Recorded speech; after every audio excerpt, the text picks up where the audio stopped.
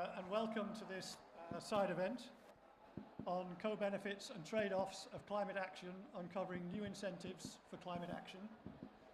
We've got a very interesting panel for you. I've been given 4 minutes to express my own opinions as we start by way of introducing the session. So I thought I would actually talk about what is a co-benefit, and if it's so obvious that co-benefits exist, why isn't it a no-brainer just to exploit them? And so we actually did a piece of work a few years ago on why co-benefits often don't work. And I'm just going to point out 3 very brief reasons. And the first of those is that everything is siloed. Government departments are siloed. There's a Minister of Energy, a Minister of Finance, a Minister of Environment. University departments and faculties are siloed. You have the Faculty of Engineering, you have the Faculty of Science, you have the Faculty of Social Sciences. Companies' structures are siloed into company divisions. You have this division and that division. International organizations, you have the International Food and Agriculture Organization, the United Nations Environment Programme, and everything's siloed. But we know that if you're talking about co-benefits, where if you do something good for climate in one area, you perhaps do something good in health in another area, then of course those people don't talk to each other. And they don't speak the same language, and they don't have the same acronyms, and they don't see things from the other perspective. And so because everything is siloed, you don't get that interdisciplinary working together that you really need for exploiting co-benefits. The second reason is it's much quicker and easier to just work within your own silo, because you're talking to people who speak your language, you probably think the same way, and you can make decisions really quickly. So if I go to the Minister and the Minister says, I want a decision tomorrow, I don't have time to go to every single stakeholder. If I just go to people in my little circle, I can give a decisions very quickly, very easily, and it works very, very well. And then the third reason is that there's an overhead to exploiting co-benefits. There's an overhead in time, effort, and money. You need to meet with people. You need to understand things from their perspective. You need to set up, meetings, and it's more difficult. And I'll just finish by giving one example, a concrete example. I was working with an NGO who were a health NGO in Africa, and their next project was to build a hospital. And so I talked about the UN Sustainable Development Goals and said, have you looked at the co-benefits from across the health sector to the other Sustainable Development Goals? And they said, oh no, we're a health NGO, we only do health. We've aligned the project perfectly to SDG 3, which is health. And then I said, okay, so where are you going to, presumably you're going to feed people in this hospital, where are you getting the food from? Is it going to be sustainable? Is it going to be locally sourced? Oh, we hadn't really thought about that. And then where are you going to employ the people who work in the hospital? Are they going to be locally people? How are you going to transport them there? And so, oh yeah, we hadn't really thought about that. And we went through every SDG one by one and found co-benefits or trade-offs between them. And his parting shot to me was, well, thank you very much for that. The project, it's going to be much better now, but you've just made my life 16 times more difficult, because there are 16 other SDGs. And that's the problem of co-benefits. So now I'm going to introduce, before I introduce the panel, we have a 2-minute video from the Government Chief Scientist, Sir Patrick Ballance.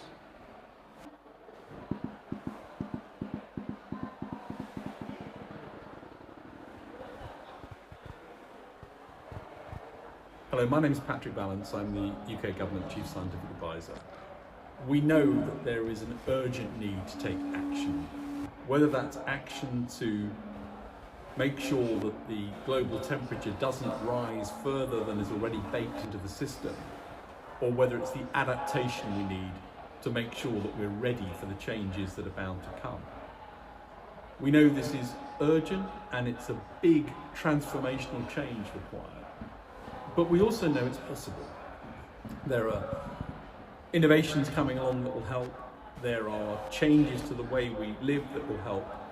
It is a target that can be met with action. And the purpose of this meeting is around the potential co-benefits that come. So let me just highlight 4 of those. The first is health. Just by walking and cycling more, it's been estimated, for example, that if England and Wales were to increase the amount of cycling and walking to the same extent as, for example, is seen in Copenhagen, not only would that improve health, but it would reduce the cost to the NHS of about 17 billion over 20 years. The second is in resilience. If we can increase our ability to generate our own power for our homes, to keep that through solar or through other mechanisms of local generation, we end up with greater resilience against the vagaries of being dependent upon a totally international supply system. The third is the economy, that the economic benefit of actually being really good at innovation for mitigation and adaptation will benefit everybody. Getting those companies upscaled, able to produce their products, will benefit us all through economic growth. And the fourth, and it's not trivial by any means, is the links between the sorts of actions we can take to help with the benefits that we see on biodiversity, on the natural environment, on the things that matter for our quality of lives, and indeed for the security of the future of the planet with healthy, biodiverse ecosystems. So making the changes required, it's not an option to say we're not going to go down to the route of net zero by 2050. It's both an imperative and has co-benefits and advantages to doing so, which will benefit us not just now, but benefit future generations to come.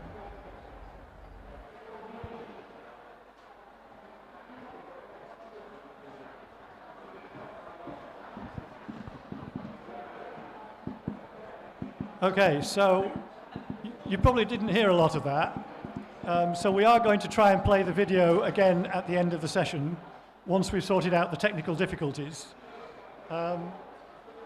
So now I'm delighted to introduce the Right Honourable Chris Skidmore MP, who is the Chair of the Independent Review on Net Zero for the UK and former Energy Minister. So, Chris.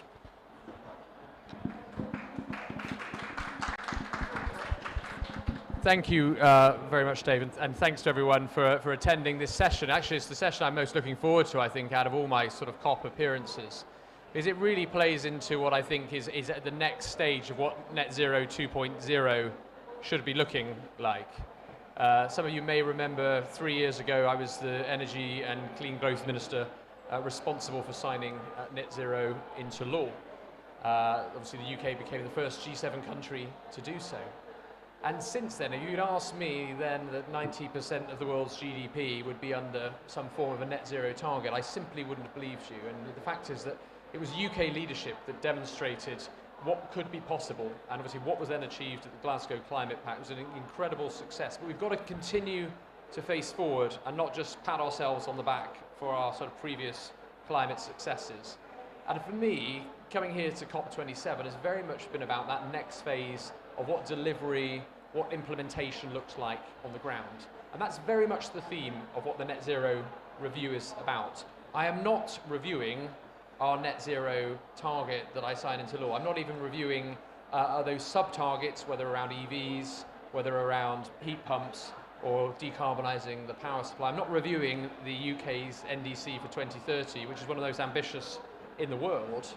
Rather, the review is to set out how do we put guardrails around those policies? How can we ensure that we can meet our commitments that at the moment are just words on paper? And how do we ground that in reality? And for me, the existence and opportunity to look at what the co-benefits are for net zero and future net zero policy is exactly where I want this review to focus. So looking at not just an amorphous target, people can't see carbon dioxide, let alone carbon dioxide emissions. They can't really articulate in their heads what 50 gigawatts of wind power is going to look like by 2050. It's our responsibility, both as politicians and as policymakers to be able to articulate to communities who are anxious and concerned about what net zero might mean. We also face certain members of the press and commentators who claim that net zero falsely would make us poorer and colder. And so it's doubly our responsibility, not just to make the argument for net zero, but to ground our case in the ability to demonstrate to people what is it going to mean to their own, not only their own individual lives, why it will make them warmer and richer, but also how it's going to impact their communities in a positive way, recognizing the trade-offs, that with those trade-offs comes the opportunity to envisage a new future. And we've been here in human history in the past. We've gone through many transitions which have been uncomfortable, and net zero is a transition that we need to demonstrate provides huge opportunities. So my review to start with is very much trying to reset net zero as a primary economic agent for economic growth in the future, to demonstrate the regeneration, the growth, the jobs that are there if we choose to seize it. And then secondly, to ask, out of those targets that we've set ourselves, what more can we do to frame those in a more human way, to frame them in a reality which will demonstrate the co-benefits of actually what this will deliver for us. And with that, I think, comes a place-based approach to net zero, recognising the importance of the local communities in delivering decarbonisation. It will be very different depending whether it's a city or a rural area. Manchester wants to do net zero by 2038, Wales will be 2055. Every local area will do net zero in a different way depending on their industrial footprint, their housing footprint, their agricultural footprint. But I think with that comes an even greater opportunity to look at new policy frameworks that will identify real-time, real terms change of what net zero is going to mean to people's lives. So understanding how we can improve air quality, how we can improve healthcare outcomes, how we can demonstrate on the ground the jobs and the sustainable skills change that are going to be created. But many of these have been articulated before. We now need to work out how to take these metrics and place them in a regionalised, place-based approach that will mean something to people. So I see the opportunity for co-benefits as a way of reframing net zero for the future. I mean, we've got 28 years, I think, left, maybe less, 27 years to net zero. Every 3 months is 1% of our time gone. We need to think now, in this decade, how are we going to ensure that future generations will see this as a huge benefit and understand that when it comes to changing their cars, when it comes to changing their boiler for a heat pump, it will really impact on their opportunities to actually grow their communities, grow their economic value, and also I think the change that local people will be able to see through the transition will be something that will benefit them enormously for the future. So I think the identification of co-benefits is very clearly where I want to take the review. I'm interested also, and I'm interested in your thoughts on this, is how we identify co-benefits and ascribe them into a mission-based approach. So that rather than just focusing on the outputs, what investments are needed, what are the changes we need, the structural changes, the frameworks needed, the regulatory and legislative changes, what are the outcomes that we want to achieve here? And can we articulate those outcomes over a set time period, and by then ascribing that set time period, try to take the sort of chopping and changing out of energy and climate policy, regardless of who's in government. Can we get a consensus like we did for the Climate Change Act that will mean we can show to all political parties, let's not fight over what we need to do, let's come behind a common cause because we can all identify those co-benefits for the future of net zero. So thank you very much. Great to speak and look forward to the discussion.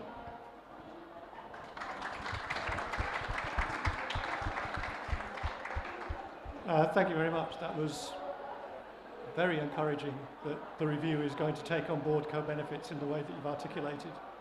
And you're absolutely right that we need to start taking those actions now because of the long lead time in terms of some of the infrastructure that will still be, infrastructure that we build today will still be here in 2050. So we have to act now. And I'm sure a lot of the questions will come your way at the end if you can spare the time to stay with us. You can't, unfortunately. Okay. But thank you very much for hearing. We really appreciate what you had to say. So we're now going to have the next speaker, and that is Bianca van Bavel. Bianca is a postdoctoral research fellow in climate change and health with the Priestley International Centre for Climate at the University of Leeds. Her work is on developing, implementing and evaluating adaptation and mitigation actions that respond to the risks and impacts of climate change on health. Bianca. Thanks. Thanks, everyone. coming, and sorry, thanks for organizing the event as well. It's a pleasure to be here. So today I'm going to be presenting, first slide. So today I'm going to be presenting on on an evidence assessment of co-benefits and trade-offs. And I'll also be demonstrating how that assessment was then used to inform the development of an online decision support tool known as our co-benefits portal, the beta version of which we're launching today. So hopefully there'll be a QR code around for you to scan after the presentation. I'll take you through the research process, key findings, and the importance of applying methods like evidence synthesis to support decision making and bridge gaps in our knowledge, as well as accelerate equitable climate action. Next slide. Many climate actions do not have necessarily clear primary and secondary outcomes, and often don't distinguish between benefits that are direct or indirect. And so we similarly looked at this in our work across trade-offs and co-benefits. We find that co-benefits and trade-offs really do cascade across mitigation and adaptation, sustainable development goals, as well as systems transitions. And so for our work, we categorized co-benefits and trade-offs using 5 categories here. And we did this for 40 specific adaptation and mitigation options. You can see as well on this side of the slide that we also grouped those options using different systems transitions as used in the IPCC's 6th assessment report. Next slide, please. So there's a relatively underdeveloped culture of evidence synthesis in climate change research, both for mitigation and adaptation at the moment. And so this slide is really just to give you a sense of how the systematic process that we took in the flow chart on the one side to inform the process of our assessment. As well, we also then assessed the confidence in the underlying evidence. And so we looked at things like how contradictory or consistent the evidence base is. We also looked at how relevant each evidence was to each finding, as well as the methodological limitations and adequacy of underlying evidence. We additionally looked at context sensitivity as well, so the extent to which different outcomes of a specific climate action might change depending on where it's being implemented, who's developing it and deciding, etc., and how those also have equity implications. Next slide, please. So here are some screen grabs from our tool and the portal that you'll find online. And it's just generally to visualize how the tool can kind of offer a bigger picture trend of global and regional levels. And we use a simple traffic light system. So green for co-benefit, red for trade-off, and yellow for a mix of co-benefit and trade-off. The tool can also offer more detailed explanations and narratives. So unfortunately I had anyways, this section here, which pops out, if you kind of click down, we can see the example here for electrification of household energy. And if we go across, we can see that there's evidence for health co-benefits, and those are associated with improvements in air quality, for example, and reduced exposure to harmful pollutants. We can also see then, going into the text box, that these co-benefits might change depending on where they're being implemented, so changing across regions as well as within populations. So in particular, we see reductions in the risk of morbidity and mortality associated with exposure to indoor air pollution are going to be the greatest for women and girls in lower middle income contexts, in particular sub-Saharan Africa as well as South Asia. Next slide. So we call climate actions that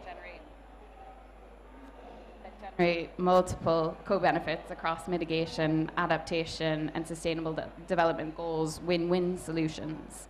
And this slide just demonstrates a few. We've heard about how shifts in the energy supply and demand towards renewables has the potential for multiple co-benefits. We've also heard earlier, and perhaps you couldn't hear from the video, but active transport has clear health and social co-benefits as well. Nature-based solutions is another example, demonstrating numerous and substantial co-benefits, such as improved water and food security, biodiversity, as well as livelihood diversification. There are, however, clear and emerging evidence of high-risk options with the potential for trade-offs. So renewable energy, technologies that occupy land, for example, such as bioenergy, wind and solar, can introduce trade-offs with food security and water availability. And this can be seen at the local as well as national levels, with the highest increase in food security expected to occur in sub-Saharan Africa and Asia. Migration and mobility strategies also have high risks of trade-offs. And this can include things like loss in cultural values and heritage, as well as increasing burdens on different members of the community who may have less capacity to migrate, again, thinking about women. Carbon capture and storage technologies present high risk of trade-offs as well across multiple categories. Next slide. So to conclude, just a few key messages. The urgency of climate change means that we need to enable policymakers, politicians, health services, business owners, and communities to really see these big picture benefits and prioritize solutions now. It means taking climate actions and making them into health, social, as well as economic responses, and framing the problem in terms of these win-win solutions, because the available options are closing as the climate continues to warm. Secondly, leveraging the evidence and knowledge that we have about benefits and trade-offs can be used to accelerate equitable climate action. And it's going to be critical for avoiding perverse and severe trade-offs. Thirdly, in policy as well as in practice, we see that climate systems transitions don't always distinguish between mitigation and adaptation as primary and secondary goals, or even between direct and indirect benefits and costs. This is why integration across mitigation, adaptation, goals and actions is also going to be critical for maximizing co-benefits and avoiding trade-offs. And finally, we as a research community also need to reflect on our role and ability to improve and accelerate the methods that we have to really address and support decision making and accelerate equitable climate action. So thank you very much.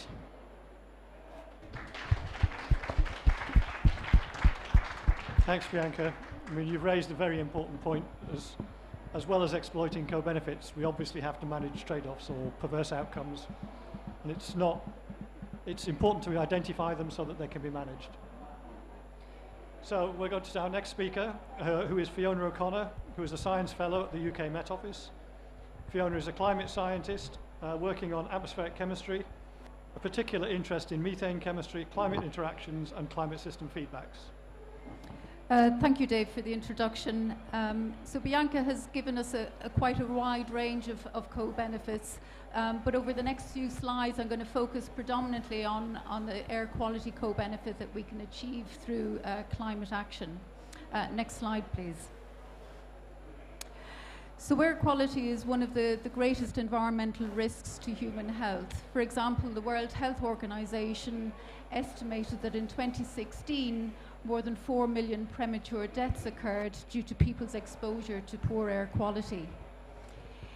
According to their latest air quality guidelines, the vast majority of people are now living in areas that do not meet their current air quality guidelines. So when I refer to air quality or air pollutants, there are quite a range of air pollutants. But for the focus here, I'm going to focus on surface ozone and particulate matter smaller than 2.5 microns in size that we refer to as PM 2.5. Next slide, please. So the first example I'm showing here is looking at the impact, both from a climate and an air quality perspective, of a deep, rapid and sustained cut in anthropogenic methane emissions. And if you compare the red and the blue traces on the right-hand side there, you can see that there's a reduction in surface ozone due to that reduction in methane emissions. If we compare the red and the blue, we can also estimate how that change in ozone is impacting on human health and premature mortality. And you can see the estimate there of the number of avoided deaths due to the reduction in ozone that we can achieve per unit reduction in methane emissions. And to put those numbers into context, at COP26 there was an announcement in terms of reducing global anthropogenic methane emissions by 30%, well, that would give rise to reductions in surface ozone and could reduce the numbers of deaths, of premature deaths, by over 120,000 on an annual basis. Next slide, please. So that previous example looked at a single scenario. Here we've looked at a range of pathways of reducing anthropogenic methane emissions, both in terms of the magnitude of the reduction and the timescale of the reduction, and indeed the reference pathway against which we were assessing the impact of the reduction. And what we can find is that we can generalize both the climate and the surface ozone air quality response with a metric called effective removal of methane. And so those generalized responses allow us then to look at a variety of pathways without running expensive composition climate models. Next slide, please. So although there was an air quality co-benefit and a human health co-benefit from addressing methane emissions, the number of premature deaths due to air quality is largely due to particulate matter. And of course, those suspended particles that contribute to PM 2.5 are currently partly offsetting greenhouse gas warming. So if we reduce emissions in order to reduce PM 2.5, there will be a climate trade-off.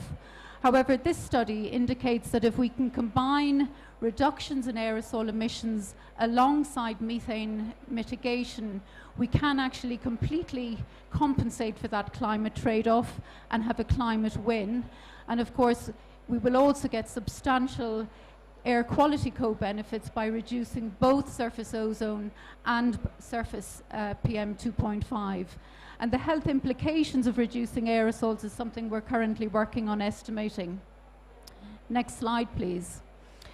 So I've already spoken about methane, which is the second of the most important greenhouse gas. This work here is actually looking at carbon dioxide mitigation. And by addressing carbon dioxide emission sources, we can also reduce coincident emissions that are relevant for air quality. And this study here shows substantial reductions in air quality in the 2050s, resulting solely from addressing carbon dioxide sources. Next slide, please.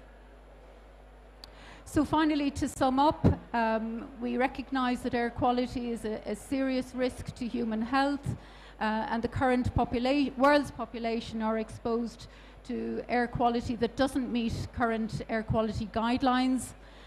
However, by reducing greenhouse gas emissions of both carbon dioxide and methane, there are substantial air quality co-benefits to be achieved. And of course, if we include reductions of aerosols alongside methane mitigation, we can indeed get a climate win as well as an air quality co-benefit. Thank you very much.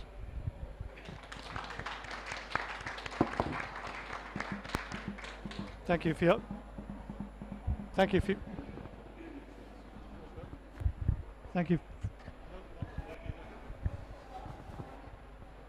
Thank you, Fiona. We were due to have a short video now, but that we're passing over that in the interest of technology, and so we're moving into before we go into the panel discussion, you'll see three people sitting here. Hello, Elisa. Thank you for joining us.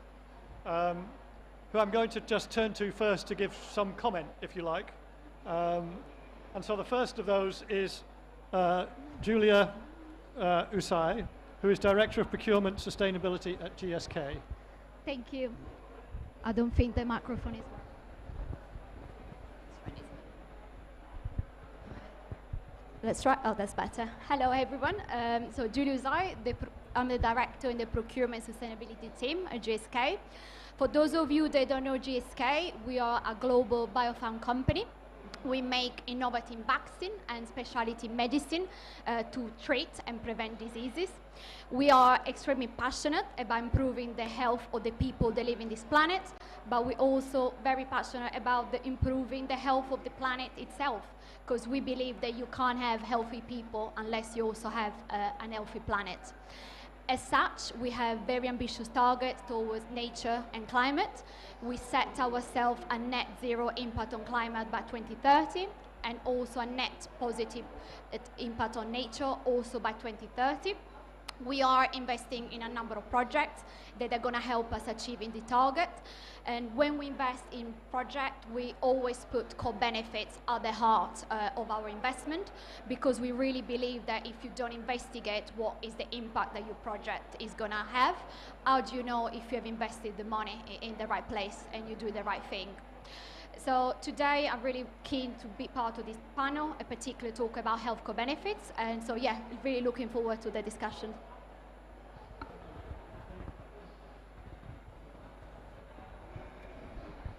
Thank you. Okay, next I'd like to turn to Elisa Gilbert, who is the Director of Policy Translation at the Grantham Institute for Climate Change and the Environment. Elisa connects relevant research across the university with policymakers and businesses. Okay, thanks so much for having me. The videos that you missed were of my two esteemed colleagues, Dr. Jennings and Dr. Carmichael, who are experts in co-benefits. Maybe I'll say a couple of the things that I know that they would have particularly focused on. First of all, we've got some really valuable work that demonstrates the co-benefits of climate action. There's health co-benefits, but there are often also economic co-benefits. And what we can do with this research, and we do this at Imperial with my colleagues, is use that knowledge to engage in different ways with different actors. And in particular, we do a lot of work with local governments who are actually thinking about how they can take forward their goals about climate change. And by understanding the co-benefits, that gives different angles for action. So you can do things in different kinds of ways.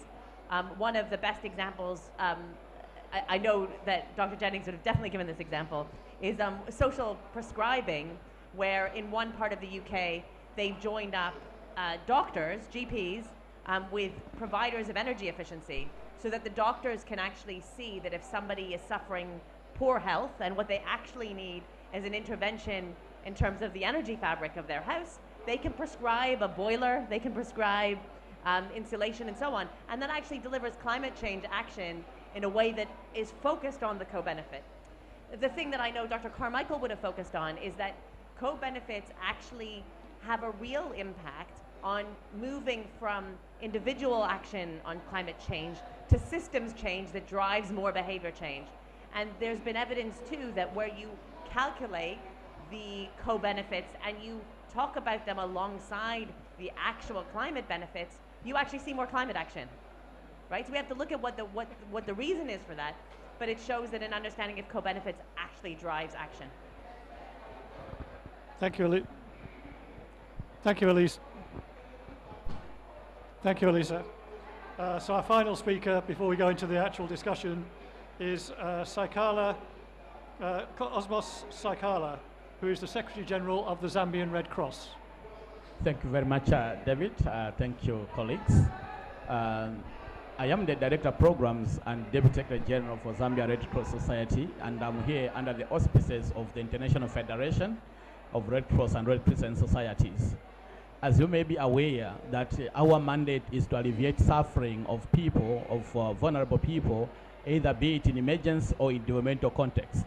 So with us, any undertaking that ensures that we are able to prevent any ailment in people, or also prevent any calamity that would otherwise deteriorate people's socio-economic status and let alone their welfare. So with the discussion at the fore, talking about the core benefits, we are looking at it from an angle of a humanitarian organization, not just interested in responding to calamity, but also to undertake programming that would otherwise increase the dividends of the socio-economic welfare of our people, looking at interventions, climate actions that would otherwise produce multiple benefits to people's health today, to people's socio-economic welfare today and tomorrow, and indeed to increasing the longevity of the preventing the premature deaths that my colleague was talking about. So we are interested really to this discussion to look at this core benefit and look at it from an angle, from a humanitarian perspective. what is our role? What would we do and what we do not do? We look at it from the angle of advocacy, issues of policy change, issues of systems change, that we begin to dialogue with policymakers, politicians at every level, traditional leaders, and begin to make them see these core benefits from a different perspective than just looking at it as something that is bringing a single benefit today, but something that would have multiple benefits today and tomorrow. Thank you, Cosmo. Thank you. Thank you. Thank you. Thank you, Cosmos. So we'll now move to the discussion part of the panel. So while you're thinking of your really difficult questions for our panelists, I'll kick off with just the first one, which is, what do you think are the main barriers to exploiting co-benefit in the fields that each of the individual fields you're working on?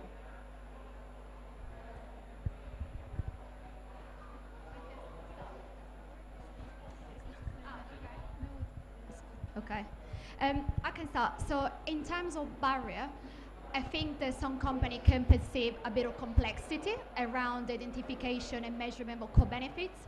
I think to date there is not been a standard methodology that can help company to identify co-benefits and a tool to measure co-benefits. So I think the tool that Bianca has just shown from the University of Leeds is going to be a great help to company to start to think about co-benefits and start to measure it in a cost-effective way. And I think the other barrier, it's around data or the lack of it. I'll just give you an example. A lot of the time when you look at investing in a nature-based solution, co-benefits, they are not part of the initial design of the project. And as such, if they're not part of the original design, there is no baseload data to measure them. So a lot of companies, I think they feel a little bit discouraged about the lack of data, and they feel like the barriers are too big for them to access it. But I think it's wrong, because like I'd say, it's extremely important that co-benefits are taken into consideration, because otherwise, how do you know that you're investing the pounds in the right project?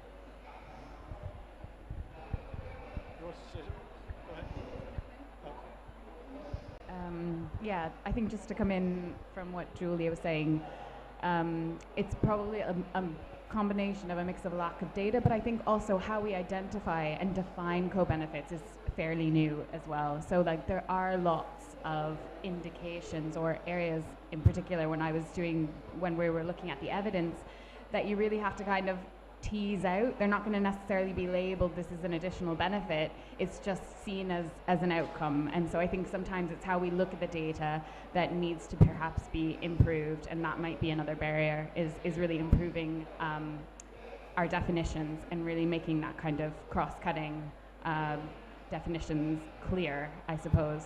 I think the other challenge that I see is more like a timely one from a kind of methods perspective. So how can we, as researchers, really build a relationship with the people that need that evidence in a way that we can do what we need to do comprehensively, but also timely and in a relevant manner. I think that's kind of coming back to what you were saying at the beginning, which is about building these collaborations across sectors, across disciplines, and I think that's going to be a massive challenge, but not one that can't be overcome.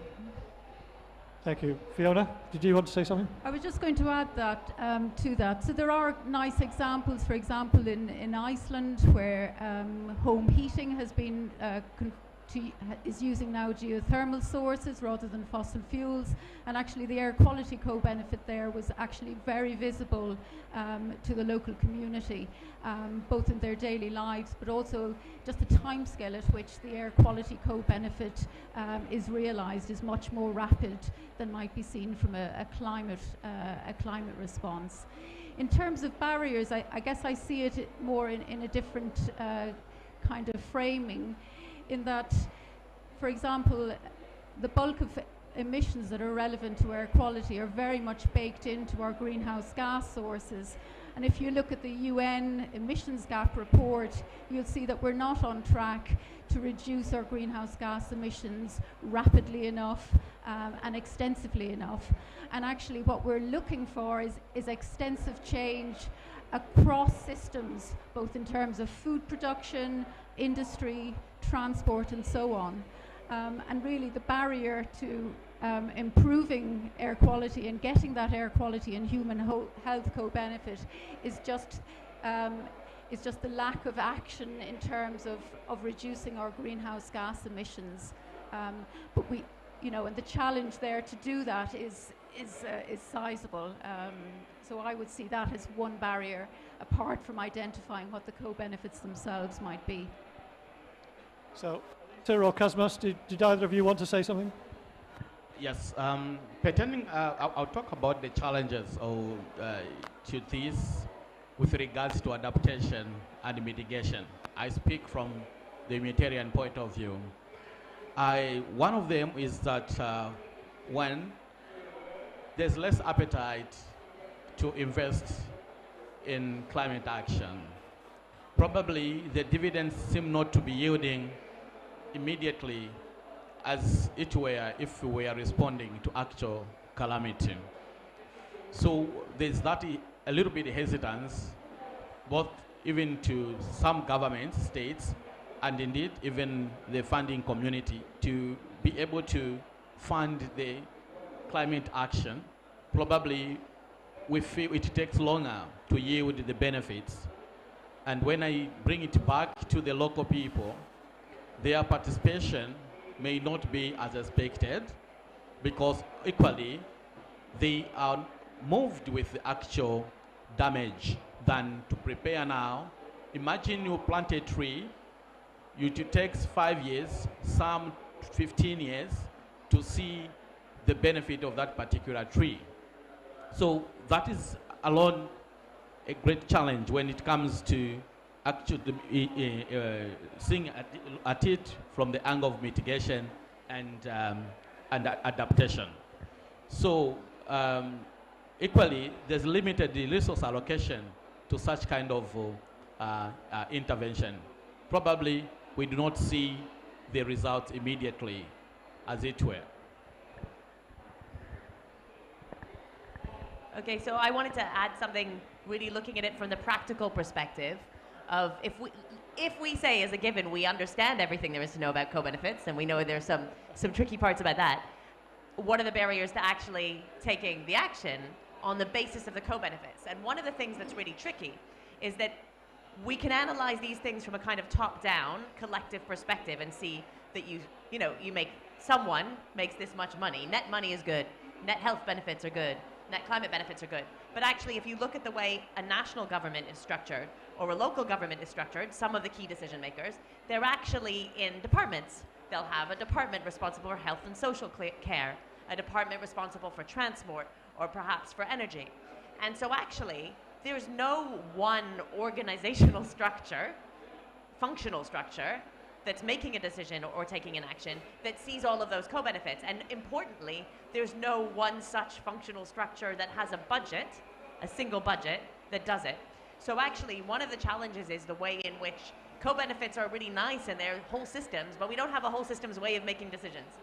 And so a solution to that, maybe it's nice to create a problem and then try and say how you can solve it. One way you can solve that is by creating shared pockets of budget and creating cross-functional groups across those silos at different levels of governments, or recognizing who the actors are to tackle it. And then one other challenge, I'm pleased I came after you for this one, I think this is maybe one for you, is people who work on climate, so I'm one of such person, should be willing to relinquish control of some of this action to other people in recognition that the co-benefit can sometimes lead as the main benefit. So you kept saying, I'm speaking from the humanitarian perspective. Well, we should actually say that maybe some of these climate things should be delivered by humanitarian aid, and you don't need to start with that. You can just say, I'm delivering humanitarian aid. And we'll all know that you're also delivering climate co-benefits. So we have to be able to recognize that They're co-benefits because we think from a climate perspective, but for other people, the climate outcomes are the co-benefit, and we should allow them to take the lead. That's really helpful. These flies are really annoying. I think one of the things that co-benefits are often seen as how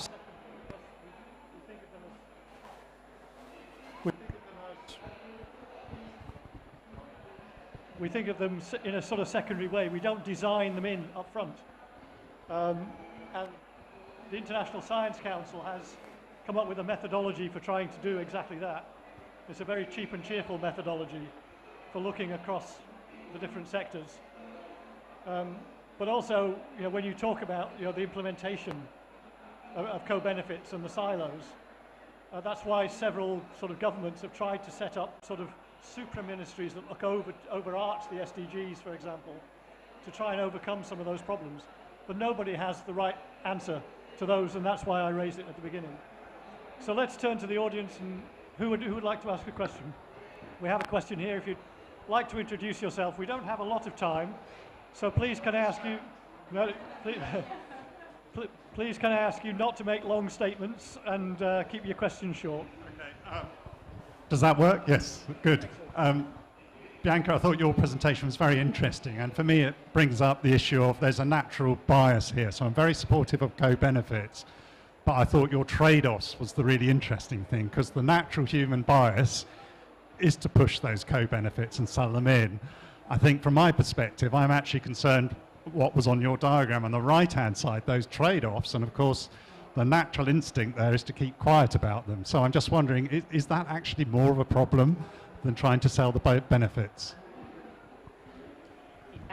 Yeah, I mean, that's a great question and great feedback as well, because I think it's definitely one to want to put something more positive. And even from the evidence base as well, there's not as much literature about trade-offs either. So even as the tool is being developed and informed, you're going to see a lot more yellow and green flagged zones, and that's why I think the red ones in particular, if we're already kind of coming up, and it's quite clear in terms of these trade-offs are also quite massive in terms of food insecurity and energy insecurity and things that water availability that really can't be secondary considerations. And I think again that's where the kind of broader consideration and knowing what those are ahead of time so we can avoid them, because there is evidence of quite severe and perverse trade-offs. So I mean I think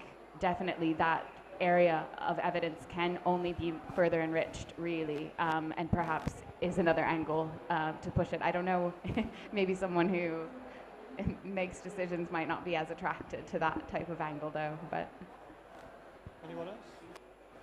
No?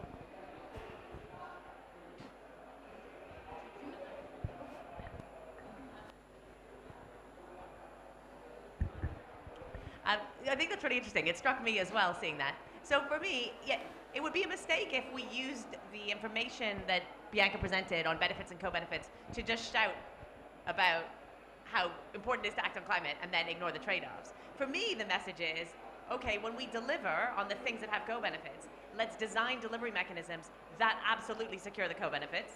And if we want to do the stuff that's on the trade-off side, then let's only do that if we can find ways to deliver it that don't deliver the negative impacts. So there's something that follows from that, which is to understand your data and what it says about how we do things, not only if we do things. Yeah, I think that's absolutely right. In terms of looking at the trade-offs or perverse outcomes, of whatever you want to call them, if you don't measure them, you can't manage them. So it's absolutely critical that we identify them, measure them, and then you can make a decision whether to go ahead or not, or whether the trade-off is so bad that you change your decision, or whether there is a way that you can actually mitigate that trade-off. Support people whose jobs are being lost because they're working in the fossil fuel industry. There are ways to deal with that, but you don't deal with that unless you actually understand it. So you're absolutely right. Richard, you wanted to ask a question?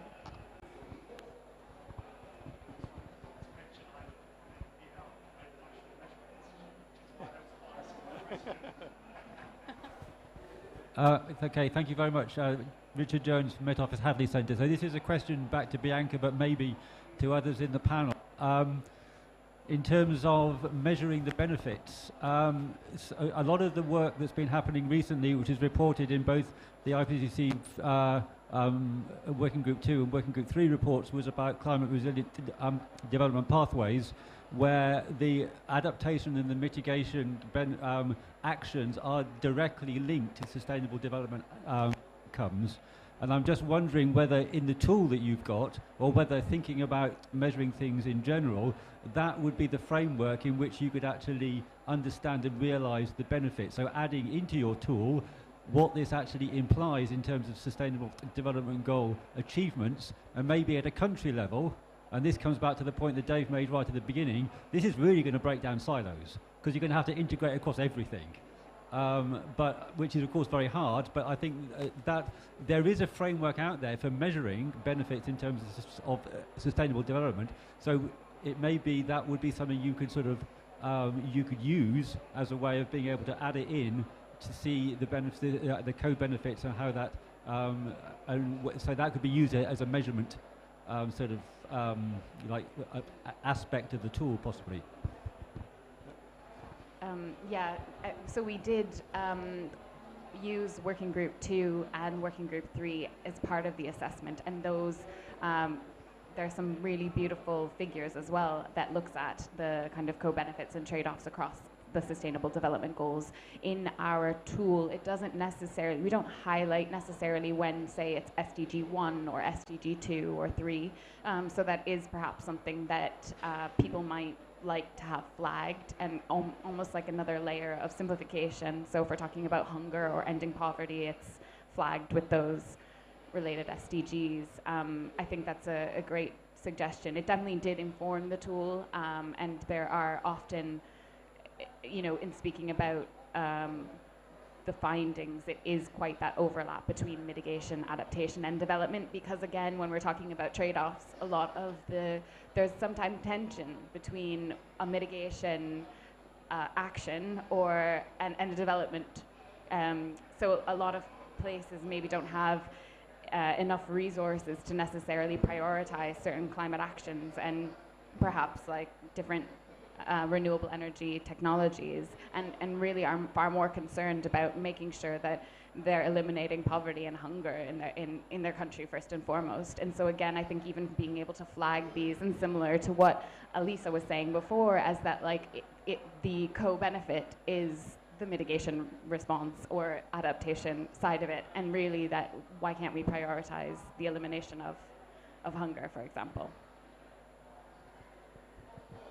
I think from a business perspective, there is definitely a need for a tool that can assess projects on SDG and can be consistent. I'll give you an example. About 1 year ago, we were looking at a nature restoration market. We were looking at different carbon offset projects. The very same project, we got 2 different external companies that they were talking to us about it. One of the companies said, oh, this project has 5 SDGs, and the other company identified 9. And we were a little bit insecure in terms of who is telling the truth. So I think when it comes to SDG, consistency around identification methodology could really make the life of businesses easier. Yeah, so the International Science Council followed up its report on synergies and trade-offs, where it came up with a very simple sliding scale of strong synergies through to strong trade-offs. And they are also developing a tool in partnership with the Stockholm Environment Institute to do exactly the kind of thing that you're talking about. Yes? Question over there? Yeah, we're running out of time. I see a couple of hands up. I think we could probably run 5 minutes over. One question. Go on, let me get 2 in, go on. I'll be brief then with my question. My name's Mark Tebbuth from the Tyndall Centre for Climate Change Research. Given that the recent IPCC assessment stated that achieving the Paris Agreement can compromise our ability to tackle the SDGs, and then similarly achieving the SDGs can compromise our ability to meet the Paris Agreement, do you think that the focus on co-benefits is just a way to avoid making difficult decisions? I would love to answer that one, but I'm not a panelist. But I can talk to you afterwards. Who would like to have a crack at that one? Okay, then maybe I will. All of the analysis that's been done show that the synergies far outweigh the trade-offs. So there is much more consistency between those two things than there is inconsistency. So if you're taking action on the SDGs and you're taking action on climate change, in the vast majority of cases you will be doing good for one and good for the other. There are trade-offs, those trade-offs need to be managed, but they are far less than the synergies. All of the analysis shows that. So one very quick question.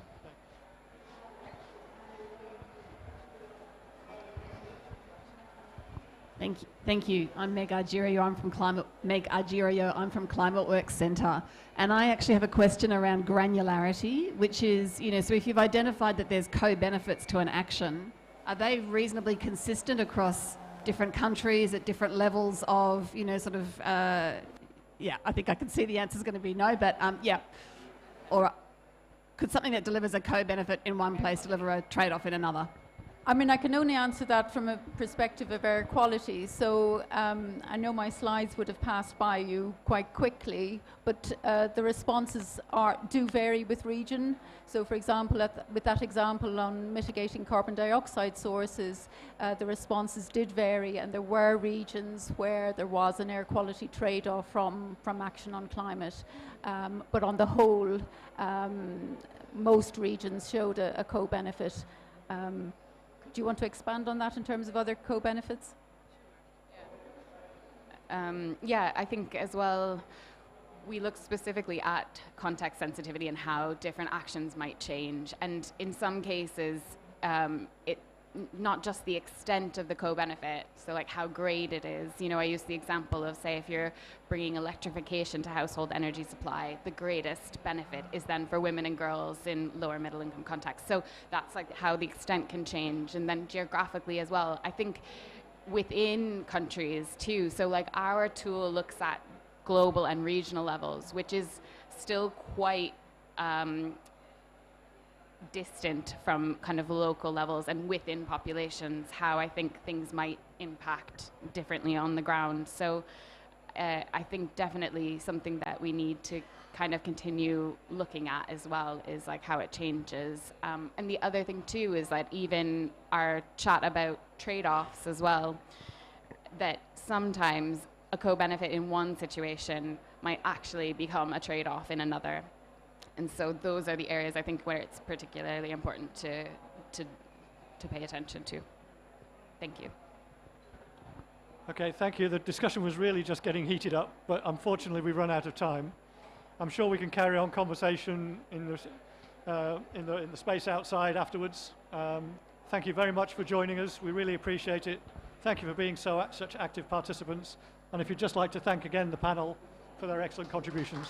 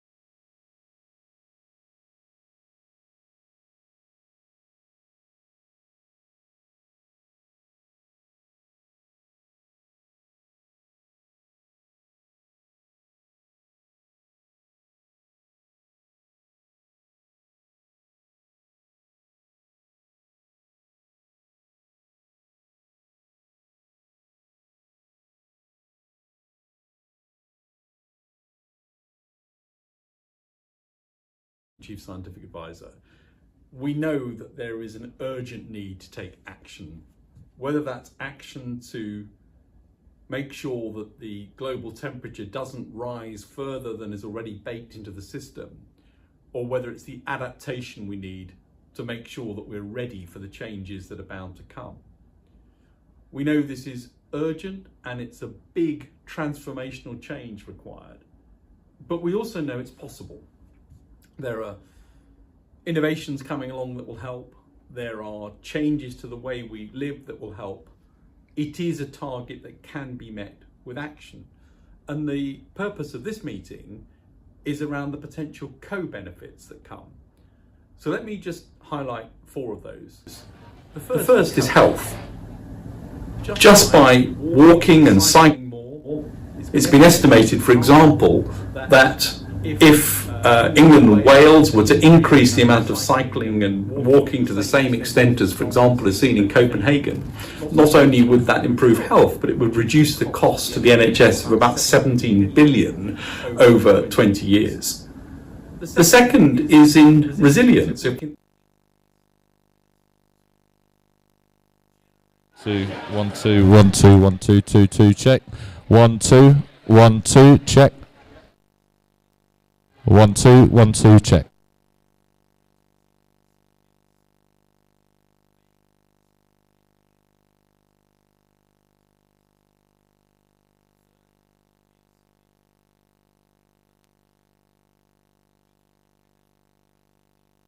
Good at innovation for mitigation and adaptation will benefit everybody. Getting those companies upscaled, able to produce their products, will benefit us all through economic growth. It's not trivial by any means, is to help with the benefits that we see on biodiversity, on the natural environment, on the things that matter, and indeed for the